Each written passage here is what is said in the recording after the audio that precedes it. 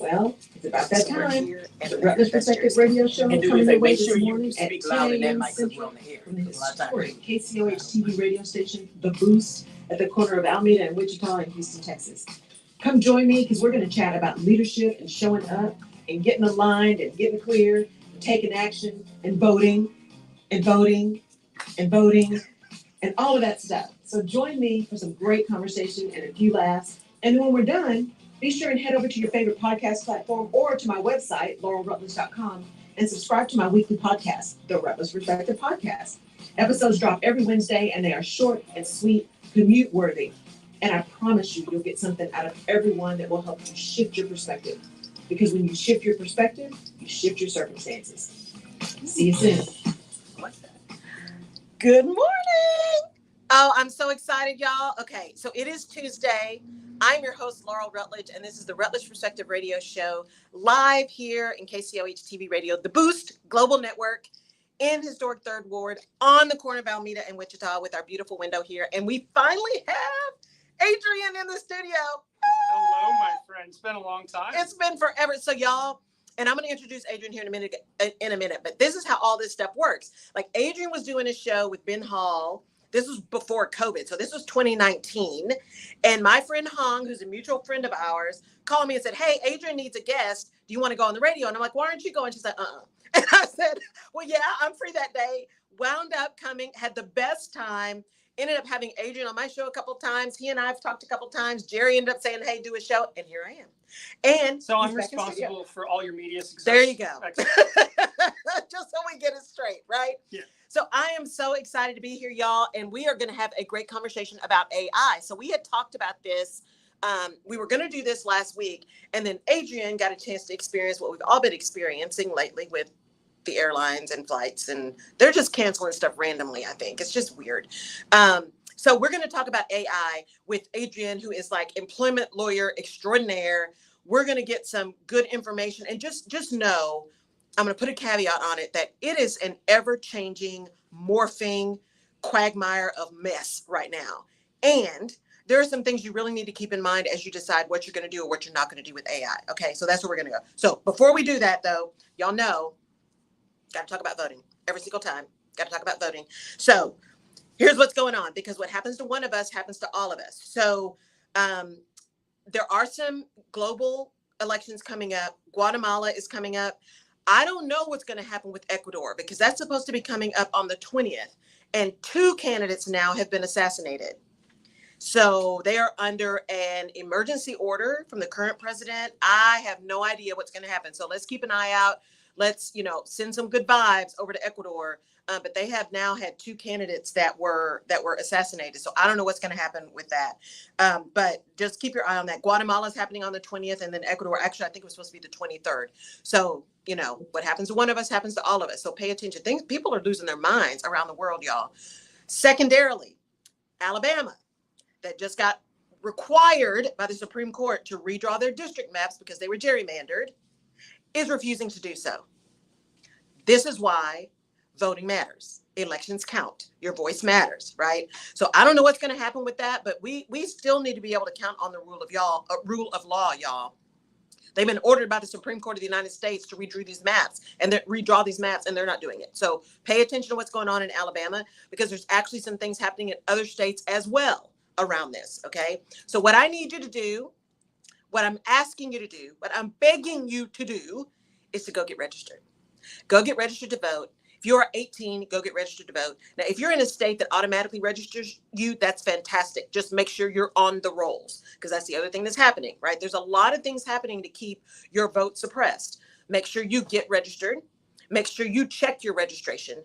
And then when it's time to vote, make sure you educate yourself on the ballot, what's on the ballot, what it really means. See what was happening in Ohio, right? Your no meant yes and your yes meant no. That happens all the time. The legalese that's written in the ballot measures isn't always clear on purpose, okay?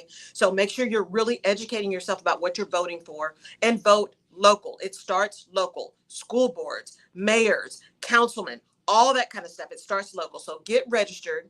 Pay attention to what's going on in your city, your county, your state, because the federal elections do matter, but it starts local. All right. So especially now, I think there's a lot of cities like ours. It's a whole, the current mayor can't run again. So it's all, crazy. Everybody's running for mayor in Houston. So pay attention, get registered, check your registration, make sure you stay on the rolls, and then let's take it from there. Okay. So please pay attention to that. All right. Okay. Because I want to jump into this conversation, that's all I'm going to say about that. We're going to jump in with Adrian. Let's go. Adrian, who owns his own law firm. He is here in Houston, employment lawyer extraordinaire, who is an understandable advocate for the employer, understands what happens, especially small businesses as well, but also someone who can be an advocate for the employee when they find themselves a victim of, victimized, succumbing to things that shouldn't happen. So he's just all around a person you need to talk to. So Adrian Villacorta, give him your website. There is no website. I actually prefer to keep a much lower profile. His website's gone. Is it just AVV Law? They need to look you up, Adrian Villacorta. If you want to reach out to me, go through Laurel. Well, there you go. I can connect you with Adrian. Yeah. Or find him on LinkedIn. Yes. Find him on LinkedIn. He is on LinkedIn. So, Adrian, this is going to be, y'all, this is going to be not a tough conversation in terms of the topic being tough, but a tough conversation because there's so much going on. So we talked about AI, and as we were getting ready to go into the studio, you're like, there's just so much going on. So let's start here. When you think about AI, especially employers, so they're battling now with, do we do it, do we not? And pretty much, if you don't use it, it will use you. So most are having to figure out how to just use it some kind of way. Let's start with what are kind of the top areas they need to think about and be concerned about or, mindful of in implementing AI. And then we'll maybe dig into some of those deeper. Well, the biggest thing in terms of implementing AI. So look, if we're talking about a business, generally speaking, you're going to have some exceptions, but the most valuable, the biggest asset each business has is data. Yes. And confidential information. It's not, I've got 30 backhoes. Right. Right. It's not those assets. It's not the hard asset. It's the data. It's what are my numbers looking like? Who is my customer base? Yes. Let's say even you would think that like Microsoft and those tech companies, that's easy. Uber, we all know that's all data driven. Right? They have no assets. Right. But conversely, let's look at like a car dealership. Exactly. Right. So yeah, they have a lot of hard assets on the ground. But if you've ever bought a vehicle from a particular dealership, you are forever getting pounded on deals and promos and hopes. And that's easy, cheap stuff for them to keep soliciting you and continue to plant their name in your mind for future purchases. Right. Buybacks, all that stuff. Exactly. So that's data. Those are customer lists. You go into another business where it's a little more sales or I mean, auto industry is sales oriented, but pharma, literally anything. Okay, so if you start off with the premise that, because I don't think a lot of people really appreciate the value of the data. Right. So data is confidential. Yes. Because this is the biggest thing, and there's a whole host of other issues. But let's start off with this. This is the biggest elephant in the room from an employer's perspective is, okay, we have confidential information. How are we going to maintain its confidentiality? Yes. And its proprietary nature? Yes. Because you look through any typical non-disclosure agreement or agreements with subcontractors or vendors, more often than not, you're going to have provisions in there that talk about you are going to be provided with confidential information from us. Likewise, we're going to receive confidential information from you. We agree to keep it confidential. We have certain safeguards in place. But not only in those agreements, but in most state statutes, what is not considered confidential. And once that information enters the public domain and is accessible to everyone, then it is no longer confidential. Y'all hear that? That is a massive massive problem. Yes. Especially because if you think about AI is machine learning. It takes data, it uses all this data to learn how to redistribute and spit back out data. Right. And so if you're talking about, because I want to dig a little deeper into this data piece around confidentiality, because on top of this, so y'all, this is a real like business discussion today. It's not necessarily leadership, although we're making leadership decisions, but it is some things that you as business owners, as individuals within your business, as department heads, these are the things you need to think about. As solopreneurs, you need to think about. So when you talk about data and you mentioned, sales, pricing, confidentiality agreements, customer information, sales lists, customer lists. On top of all of that, though, we now have the NLRB that just said, hey, non-competes, don't do non-competes anymore, right? So what happens with now sales data, pricing information, right? Because yes, you got multiple vendors, but every vendor doesn't have the same negotiated agreement. Correct. So non-competes and confidentiality agreements are going to be different. Mm-hmm, so I did see a little piece on that in terms of the NLRB, and I think that was, so I don't remember exactly what it says, but I think it was along the lines of like, we don't recommend them or whatever it was, but whatever the NLRB does, that does not mean that non-competes are unenforceable throughout the country, because every state law governs non-competes. So they are actually, in fact, valid in Texas. Good. If we ever want to talk about that. But you have to jump through certain hoops to get there. It's also very fact dependent, and it's also very judge dependent. And you can't say you can't work in this industry when you leave me for the next 20 months. No. So that's a very nuanced and discussion unto itself. But you could have, let's say you're in a state that actually, let's say maybe New York, California are probably going to follow that quicker than anybody else. Right. And so even if you have you have a prohibition against non-competes, you can still maintain confidential information through confidentiality provisions. Perfect. Okay. Yeah. And non-disclosure agreements. Right? Correct. Okay.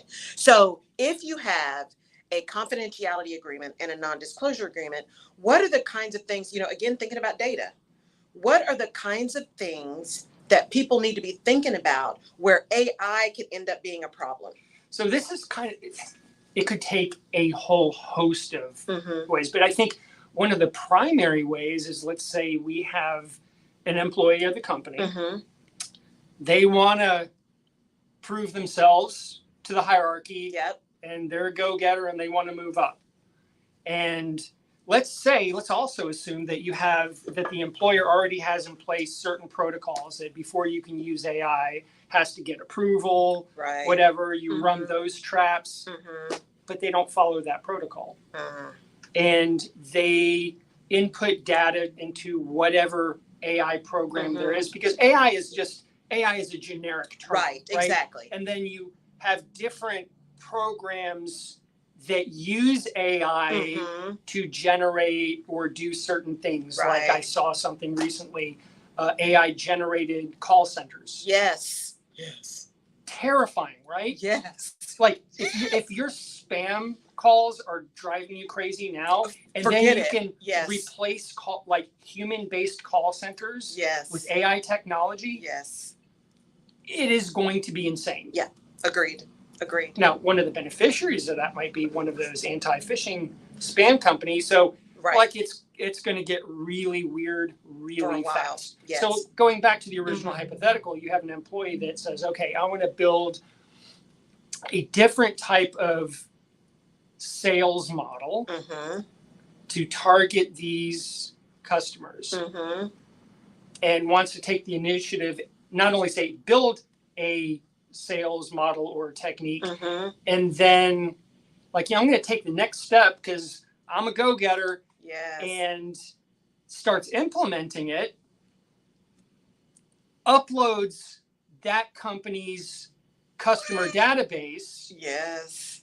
Now it's out in the public. Yes. Potentially. Yes. Depending on what other internal safeguards are in place with AI and what kind of agreement that the company may have or maybe that employee didn't even bother. Maybe it's a chat GPT. Right. It doesn't require, you're not subscribing to a paid-based AI program. Like, so once that gets out into the public and you don't know where it's going, it's technically no longer confidential or proprietary of that company. You know, and one of the things you said, so y'all, just as a general rule, whether or not it's your business, it's your personal, it's whatever, it's your sorority, because we had this on our sorority as well. Remember, if you buy a platform or if you use a platform and you're using a free plan, they own everything. They can use it, they can distribute it because it's free. You're using their stuff for free. So at a minimum, at least buy the minimum paid plan. Well, but that doesn't even give you all the protection Not all of you it, might be right? getting. Because let's use, for example, you have a paid subscription like Disney Plus, Apple TV. You do a whole host of any of these other media paid-based subscriptions, right? Right. TikTok. Oh, even yeah, that's I got free. rid of my TikTok. You do not if those user agreements are very detailed. Yes. And more often than not, you are giving away your rights, certain information that they get to share. And so your likeness they get to use. Now we're coming full circle, right? Yes. So your name, address, and phone number. Yes. Typically. Yes. Sometimes other platforms, you're giving them access to TikTok. Right. Almost all the information on your phone. Yes. Terrifying. Yes. Yes. So you give them that information. There's the value of data. They know the value of the data. Then they're selling that data. Exactly. Which is why my inbox is now insane. Yeah. And I had to change one of my email addresses. I just got rid of it. It's ridiculous, right? So, and one of the things for you to remember is it's important to read the details. And I have to say, more so than TikTok, than X, or whatever it is now, than those platforms that have been around for a while, Facebook, all of that. People, when they send out, we've changed our terms of use and all that, people kind of pay attention to it. But when Zoom came out with their new terms of service recently and said, I did read it. Oh. And they said, when they first put it out and they just had the first blurb, it was like, we have access to everything. You use Zoom, we got it all, royalty free, blah, blah, blah.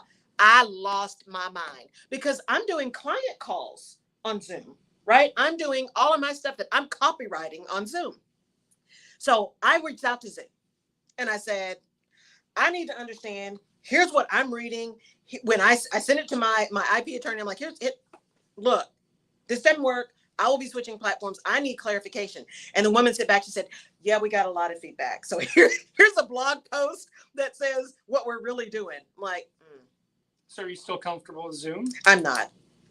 Okay. I'm not. Can you send that to me? Because I will. I'll send it to you. Yes. I'll send it to you. I'll send the blog post. I'm personally not comfortable with them because I'm like, so you have to clarify because people are up in arms and are like, we're getting rid of Zoom. So now you want to clarify. So now I don't trust you, right? Because is your clarification. So she said, we're not using all your stuff. We're not taking we're not getting your personal client or confidential client. Really? Because see, that's not what you said in the first iteration. So now you're trying to clean it up. So now I don't trust you. So I'll send it to you. Only if anytime you use a Zoom, they're recording it? Anytime you use a Zoom. That was the initial that was put out. Yeah. So if you're on their platform. And so I actually in the chat said, I do not give Zoom permission to use anything past, present, or future that is related to my account. I put it in writing in the chat. Now, I don't know what that'll do, but at least it's on record, right? And so I'm just saying, we're talking about businesses right now and what can happen with AI, but understand everything you're using that is a platform that's not yours, that you put data in, that you talk to somebody in, that you chat in, whether or not it's encrypted, you need to find out if it's end-to-end encrypted. Y'all, there's just stuff you need to be paying attention to. And this is not about thinking about all the catastrophes, right? And all the craziness and not using AI. You either use the tool or you get used by the tool. This is about how do we use it smart and how do we put things in place. So let's talk a little bit more. So we got if you think about the data, like sales data, customer lists, we got all that kind of stuff. Here's the thing where my mind goes to, and maybe it's just because this old HR mindset. I'm thinking about employee information, benefits information. if they've gone on a leave that we've had to manage, medical information. I mean, disability stuff. Yes, right. All of the confidential that you fill out around race, religion, military service, all the stuff that's supposed to be confidential, and you may not even have to do it if you want to, right? You can say, I prefer not to answer those kind of things. What for employers, whether or not you got one person or 20,000 people, what do we do with employee information? Because HR is one of the places, like we've had bots for a while, right? You've had the little call Alex bot to get your. Oh, by the way, you know that when you input that information into a chat bot, that too takes it out of the confidential domain. Did y'all hear that? It's in a bot. It's out of the confidential domain. Hi, Melissa Hartford. Yeah. So what do we do? Right? I mean, because you have to have ironclad internal IT people. Yeah. That's really the only thing. And then the other thing is, so if you have accidental disclosure, so IT people to keep it secure. That's point number one. Yep. Right. Which any business that can afford it should be doing it. Absolutely. Because I know that stuff's can get quite pricey. Yes.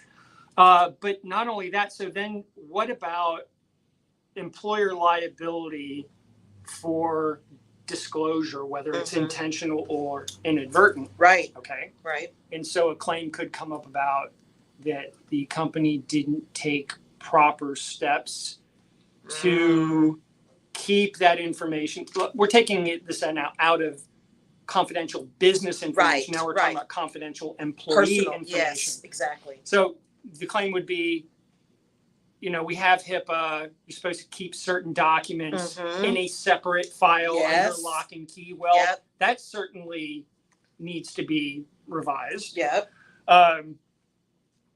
And so the claim would be along the lines of an employer didn't take appropriate and reasonable steps to ensure that this employee data was kept safe in an electronic format. Okay. Then from an employer standpoint, they really need to rewrite their own internal policies. Who has access? How do you have access? For what reasons do you have access? What can you do with that information? So then all those people that do have access have signed a separate acknowledgement form saying, look, we can only access this information for these particular purposes. And if we need to access this information, this employee information for a purpose not listed, right? We need to get appropriate approval from upper management, right? So that way, so there's a policy defense that an employer could assert is like, look, we took reasonable steps, internal. If you don't have those steps, employers going to get hammered. Yeah, because here's the thing, we had the challenge a decade ago, right? Maybe not that long, because HR, we don't tend to be that progressive, right? No. Of moving from paper files to electronic personnel files. So we had that whole debacle, right, of getting things electronic, and then you're fighting with IT people because I don't know what it is. There's that balance of security and efficiency, and it's always a battle. It's always a battle. So we finally got to kind of electronic files, and we were still keeping medical stuff separate from other personnel stuff, performance reviews, all of that kind of thing. Drug test results, who's going to EAP, right? All of those things. And now we have these electronic formats of files, but that AI piece, if you're doing good succession planning, if you're doing, compensation studies, if you're doing all of these things, and now you're using whatever platform you're using, and you go to whatever AI you may be doing internally and saying, hey, can you do a formula that pulls this, and this? Now you've got access to your pay and pay scales. So you got pay equity potentially getting out there, especially if you're not on your game and don't know what's going on. You've got promotions. You've got diversity stuff. All of the things. That's a completely, it's a relevant topic, but that's a completely different discussion. So I don't know. Right. So There's so much, y'all. So just to jump on that coattail.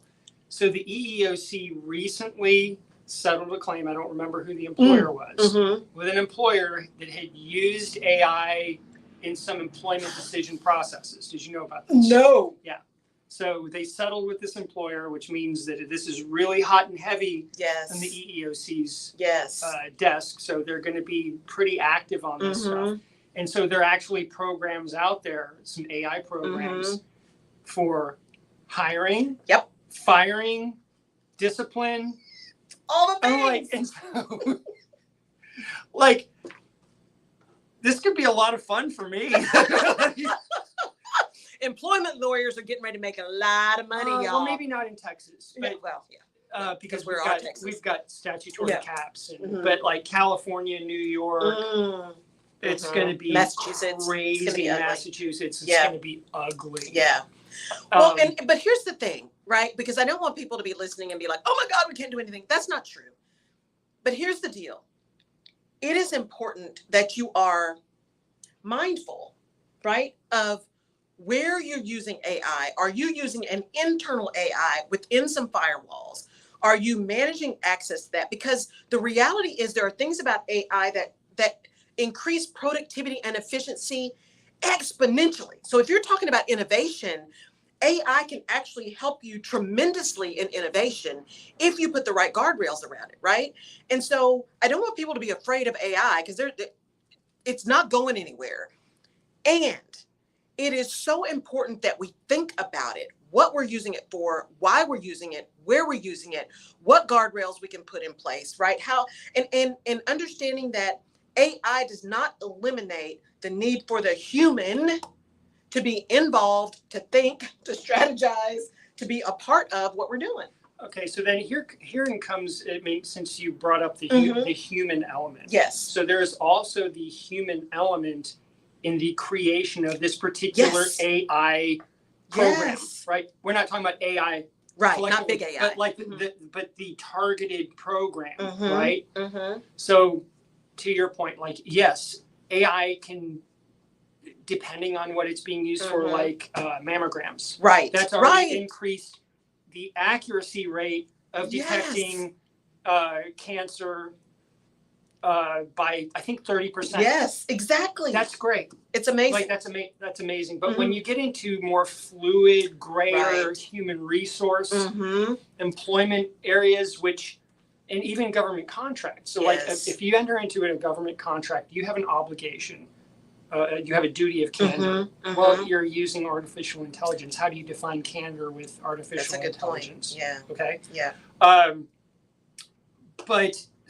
So here's the thing. You have people involved in the building of these targeted AI programs, right? You can sometimes, we'll talk about that later. Right. But like people have biases. They do. Absolutely. Okay. Absolutely. And you cannot legislate ethics. Say that again. You cannot legislate ethics. We're seeing that. You can train for ethics. Yes. But the people, and you cannot legislate bias. Right. You can't. It's not possible. And so, like, there are always going to be problems with this. Always. And that's the thing, coming out of kind of a risk management mindset, it is about identifying the risks and then mitigating those that can be mitigated and managing everything else. Yeah. Right? Because again, to decide I am never using AI, okay, well, if you're just calling and getting on somebody's chat to get service, you're using AI. So there is no world going forward anymore where you're not using AI, whether you know it or not, right? The challenge is, how do you harness it for good as opposed to exploiting it for bad, right? So I see people getting lazy with AI, thinking that I can just use AI to do my work, and then you start checking out and turning off your critical brain. Your critical brain power. Right. So let me give you an example. So with what I do, being a lawyer, like I've been on I've seen some reports that, lawyers using ChatGPT to draft lawsuits, to create deposition outlines, variety of different things. Yeah. Some of the lawyers it populated 5 or 6 really interesting topics that I didn't think about exploring. And then and these are lawyers that I know that would never allow AI to supplant their critical analysis, right? And so it actually did pulled up some interesting things. But conversely, you have the other group. Yes. This other group having AI creating pleadings, drafting responses to things. One lawyer used AI to draft a lawsuit right before the statute of limitations was about to expire, drafted it improperly. Now the lawyer is facing a malpractice lawsuit. Another one, a lawyer, and this one is pretty recent, a lawyer, I don't remember the exact structure, but it was a brief. AI goes out and searches and drafts this brief and cites 10, 15 other similar claims. Based reports. They weren't actually established lawsuits. Yes. Judge got mad. He got sanctioned. See? You're right. Laziness. And that's just, that is not only for lawyers. No. That can go into any profession. Absolutely. And I agree with you. I have a number of clients who use AI for drafting letters and other things, and that's all internal stuff, and and doing some promotional things, and it looks great. Right. Figuring out your hashtags. Right. Yeah, whatever you want. Right. But and so for those things, I can see utility. Right. But I think there's a very fine line of utility and reliance. Exactly. And we talk about that a lot in the show, about the fact that we seem to have gotten intellectually lazy. Right. No doubt. I am, and y'all know me, don't ban a single book. I think that's stupid. We don't ban books, because books give you knowledge. Books give you a way to start learning how to discern. And we have, by getting intellectually lazy, we have stopped being discerning around a lot of things. And there was an article I read, my attorney, my IP attorney sent it to me. And it said, it was a research study that was done recently that said, when AI first started, it was when it first got really big, people used it to solve math homework. It was right 98% of the time. They just did the test again, 2% of the time it was right. I'm like, because people don't think about machine learning is learning from us. And if we're stupid, right, what it's going to spit out is going to be stupid. So what about the increase of college and high school students using AI to take exams, write papers? Yes. They are losing out on the ability of critical thinking and analytical thought. Yes. And there was a kid, this is why I keep holding out hope, right? There was a kid, right? I have to hold on to hope, Adrian. There was a kid, I say kid because he was young, who saw this happening, and he actually wrote a program to determine if something was written by AI. Now, did you see that? No, but that. Yeah, that's masterful, because he's like, we're not doing this, right? And to help professors, especially when you got so many things you're reading, there was already these like programs you could run papers through to see if there's plagiarizing, right?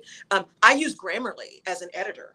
Grammarly's AI, right? It is, you write the thing, you put it in Grammarly, and it gives you suggestions. If you want to write it in business language, if you write it really casual, it'll say, use this word instead of that word, or you misspell this, right? It's an electronic editor. But I wrote the original content, right? And so when you think about AI, if it is a tool that's supplementing your expertise, that's one thing. But if it is doing everything for you, we're like turning our brains to mush. I would love to know what your intellectual property lawyer has to say about that, because that's a big issue as well. Yes, electronic editors. Well, not only electronic editors, but ownership of intellectual property in a variety of different scenarios. Yes. Because I don't think I'd done a little bit of research on that, and I'm not an intellectual property attorney. But I know enough about it, so I know where some of the red flags are. Right. And there is a very big issue that is, there's not a congruent area. The decisions haven't even reached the courts yet so people to figure out who owns intellectual property when you plug it into AI or a particular AI program. Who owns it? Right. Exactly. Is it considered work for hire? Exactly. We don't know. We don't know, because if you use transcription, like I'll send a video to Rev and they transcribe it for me. Now, it's clear it came out of my head because it's a video, but if I wrote it, did it really come from me? Did it really? I mean, or what if you just say, write me a song about X, Y, Z, and then what is it? I know. Yeah. Y'all, it's this whole copyright trademark thing. Like, I'm trying to get everything in now, right? Because stuff is going to change. I want to protect what I can protect now until we know more of the rules. But there's also so much power in this AI thing if we pay attention. I agree. Right? There's so much power in it. So let's take the coin that says, I've got 100,000 employees across the globe, and I need to figure out a way to implement a benefits plan or a training and development plan or something across the globe that is also compliant, right, with whatever laws or programs or languages, right, translation in the countries that I'm in. And in order for me to do that, as opposed to paying a consultant $1 million to do that, I've got this internal AI program that's going to help me ensure, like, go double check, make sure I'm in compliance. What about using the tool in a way like that? You're still relying, I have problems with that, because if you're saying to make sure that whatever we're doing is compliant, right? So saying we're compliant with applicable law, whether it's HIPAA or the Fair Labor Standards Act. What if there's a recent modification to that particular statute? What if there is a recent U.S. Supreme Court ruling on a pretty important part of that that reverses 15 years of precedent? Like, so let's say if you're relying on that, there's an error in the AI program, you get sued, okay? Where's your insurance? Who's paying for that? That's a good point. AI isn't the AI program. I absolutely promise you, you are agreeing to release and hold them harmless from any third-party claims. Any third-party claims. I absolutely guarantee that they're not going to agree to indemnify you. But and my fellow legal brethren aren't going to be happy that I say this. Yeah. But if a lawyer does it or a consultant does it, then they committed malpractice or could be sued for rendering an improper opinion. And you could go, if there is a third party claim, you could seek contribution and indemnity through them, and more likely than not, you're going to be tapping into their insurance carrier. Right. So, yeah, AI is going to be way cheaper on the front end, but if there's a liability issue, you're the one that's going to be caught holding the bag. So it gets to your point, doing the risk analysis. And look, 100,000 employees, that would scare me to death. Yeah. Yes. Well, and here's the thing. We have a tendency to swing the pendulum to all or nothing, right? So there's nothing that stops you from saying, I've got this internal AI thing that I use in my HR space. I'm just making this up, y'all. That I use in my HR space around benefits and looking at our benefits plans, understanding what our usage is, what our claims are, so we can start making decisions, right? And those kind of things. I have this internal. And then because I have internal and I'm getting these reports and I'm looking at them on a regular basis, annual, biannual, quarterly, whatever, I get my employment attorney or my benefits attorney, right? And say, you know what? We are required to comply with ERISA. we've gone through and made sure from what we know that it's good. Can you just review this? So if Sure. you can utilize, like both can be true, both can exist, right? And what you're then doing is you're utilizing your human expert for expertise. You're not paying your attorney to write the thing for you. You're paying your attorney to review accuracy, right? That's a whole different thing, right? And so that ability to build efficiency at the front end for creation and then utilize your dollars more effectively for expertise, that's a good thing. That's a good thing, right? Because then you're spending because it's resources, time, energy, money, right? And time is not renewable. You can find more money, theoretically, right? You can get more assets, theoretically. You can even build more energy, theoretically, but you can't get more time. So if you can be more efficient in creation and then use your time in review, in expertise around compliance, in creativity around innovation, is that not a better use of your time and your money to do that with experts, right? So you're not getting rid of AI, but you're utilizing it as a tool as opposed to the answer to everything, right? That is so much, to me, so much more reasonable than just saying we're not going to use AI at all, or we're going to use AI to do everything. But again, if you're like Elon Musk, the risk doesn't bother you, right? You'll take whatever risk. I personally like to eat and don't want to wear orange, but that's me. Well, then you'll never get prison soul. Right, exactly. Ever. So Adrian. Yes. Where, if someone is in, let's say someone's in IT, because I always said COVID was a perfect time for IT people to really show out, right? I mean, to get out of there. You can't, you don't, 42 million firewalls, all that madness that we end up fighting IT people about. But to really get into the creative space of, look, people are going to be working at home. We need to figure out how to make that much easier for them, protect our stuff, but also like make it able, right? Be able to do these things. It was a perfect time for IT to like really step up and like rule the world. Not much of that happened, but it was an option. If we think about IT departments right now, with respect to AI and the protection of company information, people information, right? All of that stuff. As an attorney, if you were going into an organization that said, look, we don't even know where to start in terms of putting guidelines in place, but we think we need to start with our IT infrastructure, what are some of the key things you would tell them they need to think about? I think you really need to run the budget to make sure that you're not third-partying out your IT. And make sure that you're doing IT internally and that you've got really qualified people. That's a good point. Because and tell people a little bit about, from your perspective, that danger of third-party IT.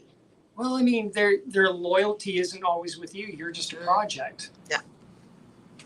And if you're not the biggest client. Yeah, it's just, I'm not saying, I don't want it to be construed that I think third-party IT services don't have value. They absolutely do. They do, yeah. But I think it would also depend, look, A, do you have the budget? Right. You may be in a situation where you absolutely can only use a third party because you can't afford to be paying. Look, I anticipate the really good IT people are going to start commanding a pretty substantial salary. I agree. And they're going to be out of the price range of a lot of mom and pop businesses. So they have to go that route. I would also start contacting insurance brokers because I don't think insurance carriers have really started have come to final conclusions in evaluating risks associated with AI. That's and good. I don't know if existing policies sufficiently cover a variety of AI liabilities. I just don't know that. Right.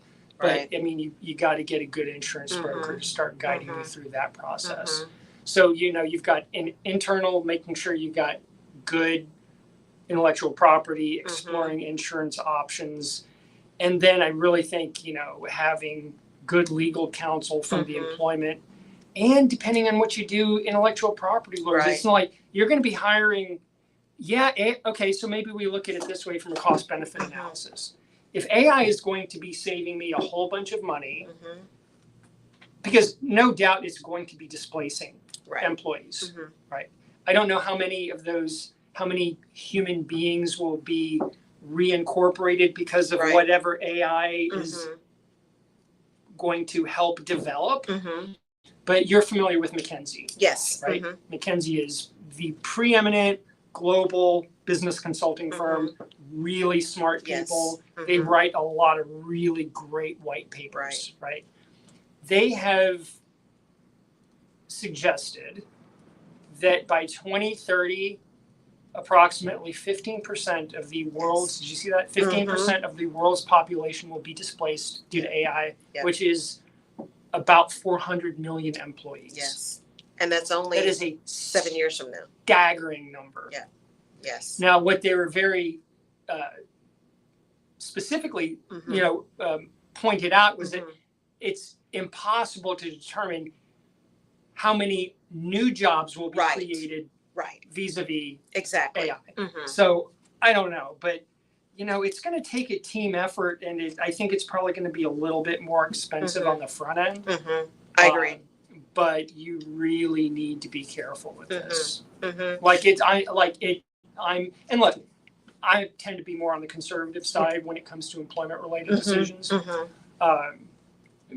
But if I have a client that wants to be a little more aggressive, I'll tell you what the risk is. But it's all part of the business decision process. Yes. Well, and that's a key piece, right? We talk about this a lot on the show and Adrian and I talked about this during COVID when people were trying to decide, stay at home, let people work from home, don't let people work from home, come back to work, don't come back to work, right?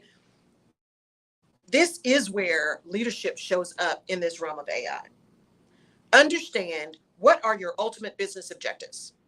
Once you know those ultimate business objectives, what skills are needed or processes are needed or applications are needed to meet those objectives? And then make decisions, intentional decisions about how you're going to fill that skill need, right?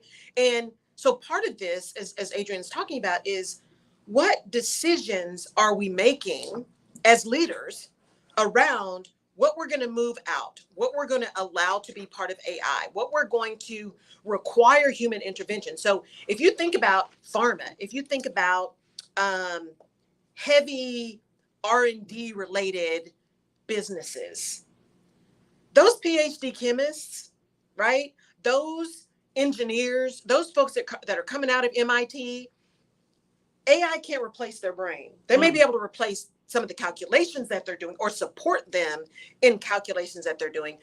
But the innovation happens because these people think differently, right? And so we've got to be, as leaders, you've got to be intentional about where's the true value of your business and how do you protect that? All right. So I think you were kind of coming full circle to a certain extent when we're talking about intellectual property. So the example that you gave, big pharma, chemists, this is certainly very commonplace in oil and gas. Yes. That when you have engineers, right, chemical engineers, these really intelligent people who are charged with creating things, whatever intellectual property that they are creating, because it's in their contract, it's in all of their employment agreements, that whatever intellectual property they develop, not only during the course of it being in the office, but as an employee, it could be while they're thinking about this stuff at 2:00 in the morning or dreaming about it, and then it sparks something. That intellectual property belongs to Dow, Exxon, belongs to the company. Give me some big pharma. Right, it belongs to Bayer, it belongs to Pfizer. It belongs to the employer. Okay, then let's incorporate. That's real world. That's pre-AI. That's true. That's pre-AI, right? Like it doesn't belong to the individual. Add AI in, and once that gets input into a certain program or ChatGPT, and then it gets out into the public, we get into the intellectual property ownership issue. Right. And think about, this is probably me being really sinister and cynical, but I'm like, if some of that stuff for some of these drugs gets out sooner rather than later, and it's not $600 a month, it's like $20 a month, because now anybody can go grab that and make it. Any generic, somebody, Mark Cuban can put it in his. Yeah. Maybe AI is the thing that actually changes the cost of healthcare. I don't know, right? Anything's possible. We're going to do some quick shout outs, and then we'll finish up the conversation. All right, you have the Bahamas in the building, Yay. Canada, you have the United Republic, Nigeria, France, Mexico, Germany, Brazil, Finland, Dubai. You have Rome, you have Johannesburg, you have Nassau, you have Chile, you have Helsinki, you have Raleigh, you have Los Angeles, New York, Atlanta, Jacksonville, Philadelphia, you have Kansas City, you have Washington, D.C., and Houston. I love it. Thank y'all so much for tuning in. Dubai, look, I'm planning a trip. I don't know if it's going to happen, but I'm keeping my fingers crossed that it's going to happen in January. We'll do a pop-up in Dubai. And Helsinki, I'm definitely coming for you. So, because y'all are showing up all the time, like in big numbers. So, but I've got all y'all on the list because I like to be other places and see other things and engage with you guys. So thank you for tuning in. As always, I truly appreciate that you spend your time with me on Tuesday, because I know you have a choice. And so I appreciate that your choice was to spend time with me. And that is heartfelt, and it's true every week. So I appreciate it. And to let you know, the show will not air next week. I'm actually doing some continuing development for myself. So the show will not air next week. And then the week after that, I have Legina Ray Harris from the Stomping Ground. She's going to be back in studio. For those of you who've been listening for a while, she was here several months ago. So she's going to be back in studio. So we'll see her next week. So Adrian, as we wrap up, man, this is so big. And we may just have to have Adrian come back and talk about it some more. Because we knew that there's so many pieces that it's hard to cover it all. You can't cover it all. If you think about, so we talked about kind of IT and what people need to think about. As an attorney, as someone who is helping clients navigate this AI space, what are you seeing as kind of the biggest concern that keeps popping up for people in your clients? It's the confidential information issue. Mm-hmm. Mm-hmm. And then, look, things are going to be evolving significantly and rapidly. Yes. And so I did see that there was actually a bill in front of Congress. I think it's only in draft form right now. Okay. It's called the No Robot Bosses Act. I saw something about that. So it addresses automated employment decision-making systems. Mm-hmm. Now, look, that's when you're drafting those things, like, that's just tip of the iceberg stuff. Mm-hmm. Mm-hmm. And so, the biggest thing right now has got to be confidential information and keeping that confidential information and making sure that you have the internal protocols. Mm-hmm. But because it doesn't matter, once it's out, because it's public information. Once it's public information, it by definition cannot be confidential. Yes. There's no clawback provision that says, oops, I accidentally disclosed confidential information out into the public domain. I cannot claw it back. No. That's it. Oh, man. I think that's the biggest issue there. And look, there's a whole host of other issues, but the one common denominator for every employer is the data. Yes. Because here's the thing, guys, from an HR perspective, people have been moving for a while towards actually using technology to try to eliminate bias, like in hiring, right? So taking names off a resume, I was a proponent, I want the name off, I want the school off, right? Take all of that stuff off that's irrelevant. Do they have a degree or not if you're requiring it? But where it's from doesn't matter, right? So take as much personal identifying information off the resume before you're evaluating it as possible. So there's been this movement in that kind of hiring and talent management area to try to remove bias using technology, to keep people from having to input their resume into your system and then having to re-input it again just stupid stuff that we do.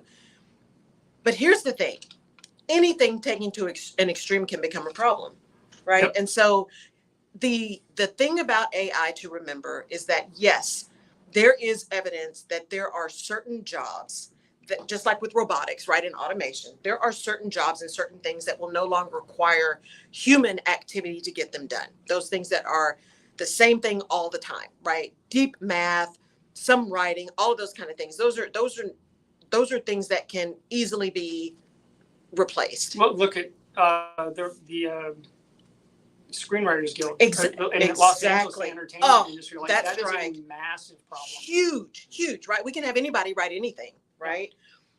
But here's the deal. Our brains are so complex, and there's so much amazingness, right, in the brain and the things that we do as humans, that one of the worst things we can do in the face of AI is sit down because we're afraid. How do we take back control over this thing that's been built that's not going away? Put some things in place that are reasonable, that enable innovation and movement and speed and efficiency while doing everything we can to protect the essence that is human, right? The creativity, the individuality, our ability to reason through things, right? That's not going to go away. AI is not reasonable, right? AI is machine learning. There's not reasoning in AI right now, right? It is machine learning based on tons of data that our brains, at least in our conscious mind, can't process that kind of data. So it's not all bad. But I want you to leave this conversation, one, if you have employees, really thinking from a risk perspective, what is the confidential information that I have in my organization that is vital to my business, and how do I protect that in the face of AI? Number one. Number two, do I at least have some kind of protocols in place that's protecting personal information of my employees, right? Those are your top two. Don't worry about anything else. Those are top two things. I agree, especially with the personal employee information. Yes. Absolutely. Those are the top two things right now. So don't get all tied up in your underwear about I got to fix everything and protect everything from AI. You do not. Confidential information and personal information. Those are the things to really think about. And how can I put protocols in place to protect myself and seek some expertise? So I will say this to you. Is it expensive to go get an attorney? Yes. Is it expensive, right, to go get an expert and to get really great IT? Yes. And what is it going to cost you when you have to write the check because you didn't spend it in the beginning? Yeah. It's also really, really expensive to hire a lawyer after you've been sued. Exactly. Right. So spend a little now or spend a lot later. Right. And that gets back to risk. You've got to decide how much risk you're willing to take. Right. And what you're willing to spend in order to manage some risk or mitigate some risk or avoid some risk. Because there are three options. You either manage risk, you mitigate it, right, or you avoid it. Those are the three things. And you got to decide where you want to spend your money in terms of those things. So this is not the time as leaders to be afraid of really thinking strategically about your business. This is the time for you to step up and decide what is critical to my success and the success of this business, what is critical to the protection of my people, right? And what is critical to the protection of my assets. This is not the time to be in your emotions. This is the time to be strategic and to understand how important creativity is, right? And how to protect it. And understand that there's going to be things that, as Adrian said, once it's in the public domain, it's done. So how do you create as much protection as you can without stifling your business? Y'all, it's about nuance. This is an art. It's not a science. But go do the risk management. Go have the conversations, strategic conversations about your business. This is not the time to be afraid. This is the time to step up. Mission first, people always. Go figure out what's going on in your business and do the right thing. Adrian, thank you. Jerry, awesome. Did you have something? No, I was okay. You said something. Adrian, I'm so glad you came in. We're going to do it again. Thank you so much. Absolutely. At least a couple months. Let some more stuff flesh out. Yes. So we're going to have Adrian back again when we see some of the suits come out. Some of this, if we can see what happens with this bill. Yeah. We're gonna come back. Yeah, we're gonna come back, and I will get you the blog post on Zoom so you have that. Sure. Y'all pay attention. Go read the terms of service because it could come up and bite you before you know it. So thank you, Melissa, for tuning in. Thank you, everybody. Thank you, Michelle. Thank you, everybody, for being here around the world. I really appreciate it. I will not be here next week, but I will be here the week after with Legina Ray Harris. So come back to the Rutledge Perspective Radio Show here on KCOH TV Global Network, The Boost in Houston, Texas. Bye, y'all.